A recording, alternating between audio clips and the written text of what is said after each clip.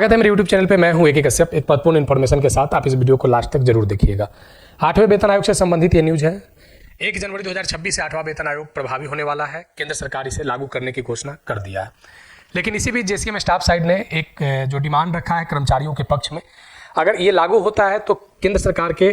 जो कर्मचारी हैं उनके लिए एक बेहतर फायदा हो सकता है, क्योंकि JCM स्टाफ साइड ने केंद्र सरकार के पास अपने इस पत्र के माध्यम से एक दबाव बनाने की कोशिश किया है और खास करके ये कर्मचारियों के हक के लिए एक बेहतर हो सकता है। तो आने वाले समय में जो भी इससे संबंधित बातों को केंद्र सरकार स्वीकार करती है तो इसमें कौन कौन सी बातों को शामिल कर लिया जाएगा तो केंद्रीय कर्मचारियों को बेहतर फायदा होगा और किन कर्मचारियों को फायदा होगा, इस बात को आप इस वीडियो में जरूर देखिएगा। वीडियो को लास्ट तक जरूर देखिएगा क्योंकि बहुत ही इंपॉर्टेंट आपके लिए जो डिमांड यहाँ पे किया गया है JCM स्टाफ साइड के द्वारा, तो ये काफ़ी महत्वपूर्ण बातें हैं। नए जुड़े हैं तो चैनल को जरूर सब्सक्राइब करके बेल आइकन को दबा दीजिएगा और वीडियो को लाइक जरूर और शेयर कर दीजिएगा। सुझाव कमेंट में लिखिएगा। यहाँ पे महत्वपूर्ण बातों पे चर्चा करेंगे। सबसे पहले शुरुआत करते हैं 8वां वेतन आयोग, जिसको लेकर यहाँ पे जो कमेटी की जो गठन की बात की गई है। अगर ये कमेटी गठित होती है तो यहाँ पे एक महत्वपूर्ण जो मांग है कि 1 जनवरी 2026 को अगर आप 8वें वेतन आयोग को प्रभावी कर रहे हैं तो हमारी इन मांगों पर इन विभाग के लोगों के लिए खास करके आप ध्यान दीजिए। 8वां वेतन आयोग से में जो महत्वपूर्ण जो बातें किया गया है कि केंद्र सरकार में जो 7वें वेतन के अनुरूप जो लोग कार्य कर रहे हैं और 7वां वेतन में जो न्यूनतम 2.57 का फिटमेंट फैक्टर लगा था, यहाँ पे चर्चा डायरेक्ट फिटमेंट फैक्टर का तो नहीं है, लेकिन यहाँ पे जो चर्चा किया गया है वेतन का, भत्ते का, अन्य लाभ, सुविधा, पेंशन, ग्रेच्युटी और सेवानिवृत्ति लाभ और अन्य टर्मिनल लाभों को लेकर यहाँ पे बहुत सारे ऐसे बातों को मेंशन किया गया है जो JCM स्टाफ साइड के द्वारा अगर ये लागू होता है तो वाकई ये माना जाएगा कि ये केंद्रीय कर्मचारियों के हक में बेहतर होगा। अगर यहाँ पे एक बात को और हम ऐड कर देना चाहते हैं कि भारत के कुछ ऐसे राज्य हैं जो केंद्र के तर्ज पर भी अपने राज्य कर्मचारियों को बेनिफिट देते हैं, तो अगर केंद्र 8वें वेतन को प्रभावी अगर इन मांगों के स्वरूप करती है तो राज्य में भी जो एम्प्लॉई हैं उनके लिए भी बेहतर आने वाले समय में हो सकता है। अब देखिए कि सबसे पहले ये देखना होगा कि 8th पे कमीशन को लेकर अगर जिन लोगों को बेनिफिट मिलने की बात की जा रही है तो ये कौन कौन से लोगों को बेनिफिट मिलेगा। तो यहाँ पे केंद्र सरकार के जो कर्मचारी औद्योगिक और गैर औद्योगिक क्षेत्र में कार्य कर रहे हैं, अखिल भारतीय सेवा से संबंधित जो कर्मचारी हैं, रक्षा बल और अर्धसैनिक बलों से संबंधित जो कर्मचारी हैं, डाक विभाग से संबंधित ग्रामीण डाक विभाग कहे जाने वाले जो कर्मचारी हैं, केंद्र शासित प्रदेश में जो कार्मिक लोग हैं, भारतीय लेखा परीक्षा और लेखा विभाग के अधिकारी और जो कर्मचारी लोग हैं, सर्वोच्च न्यायालय के अधिकारी और कर्मचारी लोग और संसद के अधिनियम के तहत स्थापित नियामक निकाय RBI को छोड़कर जो उसके सदस्य हैं, केंद्र सरकार के स्वायत्त निकाय के और संस्थानों के जो एम्प्लॉय लोग हैं। अब यहाँ पे देखिए कि जो आप देख सकते हैं कि ग्रुप A से लेकर ग्रुप D तक जो लोग एम्प्लॉय हैं केंद्र सरकार में, उन सभी लोगों को इसका बेनिफिट मिलेगा, जो आप यहाँ पे लिस्ट पे देख सकते हैं। अब यहाँ पे जो हम बात करने जा रहे हैं कि आयोग ने 2019 में राष्ट्रीय न्यूनतम वेतन नीति को निर्धारण करने के लिए श्रम रोजगार मंत्रालय में गठित एक विशेषज्ञ समिति की अनुशंसित उपभोग इकाई का यहाँ पे चर्चा किया गया है इस पत्र में। यहाँ पे एक बात को और मेंशन किया गया है कि 8वां वेतन आयोग में आप जो अभी लेवल 1 जो देखते हैं 7वें वेतन आयोग में, जिसका न्यूनतम वेतन 18,000 रुपया है, आप देख सकते हैं लेवल 1 यहाँ पे 8वां वेतन में कहा जा रहा है कि लेवल 1 को लेवल 2 के साथ और लेवल 3 को लेवल 4 के साथ और लेवल 5 को लेवल 6 के साथ मर्ज करने का सरकार को विचार करना चाहिए। अगर ऐसा होता है तो लेवल 1 और लेवल 2 का जो वेतन होगा, लेवल 3 और लेवल 4 का जो वेतन होगा, लेवल 5 और लेवल 6 का जो वेतन होगा, इसमें काफ़ी ज़्यादा समानता आएगा। अब यहाँ पे इस बात को जरा समझना है कि जो आप ऊपर जो देख रहे हैं कि 3 परिवार इकाइयों के यूनिट को बढ़ाकर 3.6 परिवार इकाई की यूनिट करने पर विचार करने की बात की जा रही है।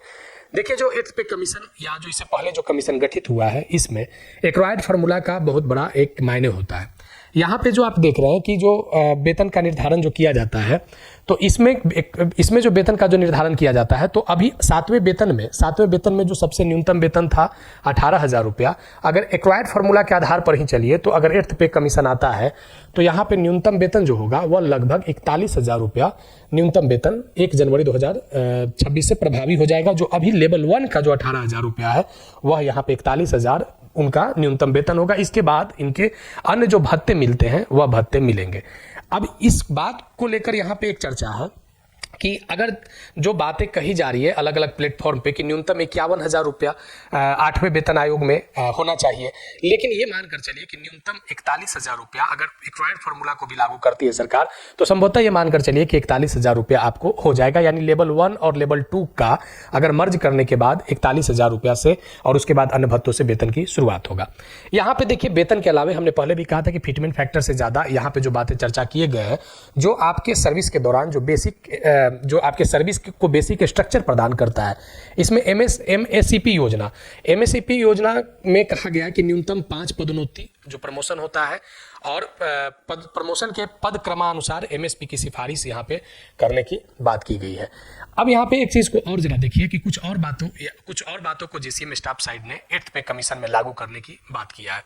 और आप ये कमेंट में बताइएगा कि ये जो जेसीएम स्टाफ साइड के द्वारा जो डिमांड है ये सच में क्या कर्मचारियों के हक में है।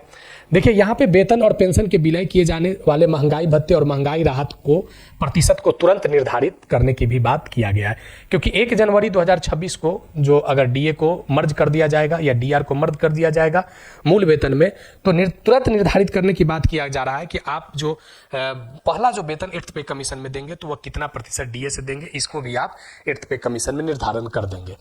इसके बाद कुछ और बातें हैं कि जैसे 7वें वेतन आयोग में जो विसंगतियां देखे गए थे उसको निपटारा जो किया गया था, तो 8th पे कमीशन में भी संयुक्त आयोग की बैठक किया जाए और कर्मचारी पक्ष जिस तरीके से अपनी बात को कंटिन्यू उठा रहा है, ये कंटिन्यू 8th पे कमीशन के डिमांड को लेकर, उसके समर्थन को लेकर उठाते रहेगा। पेंशन, मृत्यु सह सेवानिवृत्ति, ग्रेच्युटी, पारिवारिक पेंशन, 12 वर्ष के बाद पेंशन के कम्यूटेड हिस्से की बहाली को लेकर, 5 वर्ष के बाद पेंशन में वृद्धि, भूतपूर्व भावी पेंशन भोगियों के बीच समानता के लिए संसदीय स्थायी समिति की सिफारिश, कार्यान्वयन जैसे मौजूद सेवानिवृत्ति लाभों में आवश्यक सुधार काम करने की आवश्यकता है। ये बात को भी यहाँ पे मेंशन किया गया। लेकिन इसमें सबसे मजेदार बात यहाँ पे देख सकते हैं कि जो 8th पे कमीशन जो प्रभावी होगा, इससे पहले एक बात यहाँ पे चर्चा जो रिक्वायर्ड फार्मूला में हमने किया कि रिक्वायर्ड फार्मूला के आधार पर तय किया जाता है, लेकिन यहाँ पे जो जेसीएम स्टाफ साइड के द्वारा एक और डिमांड किया गया है कि 1 जनवरी 2026 तक जो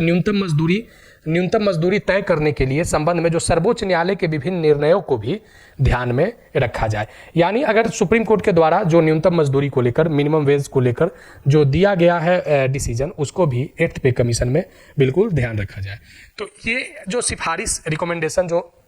जेसीएम स्टाफ साइड के द्वारा जो उठाया गया है 8वें वेतन आयोग में इस सब बातों को शामिल करने के लिए, तो अगर ये सब बातें शामिल होते हैं तो आने वाले समय में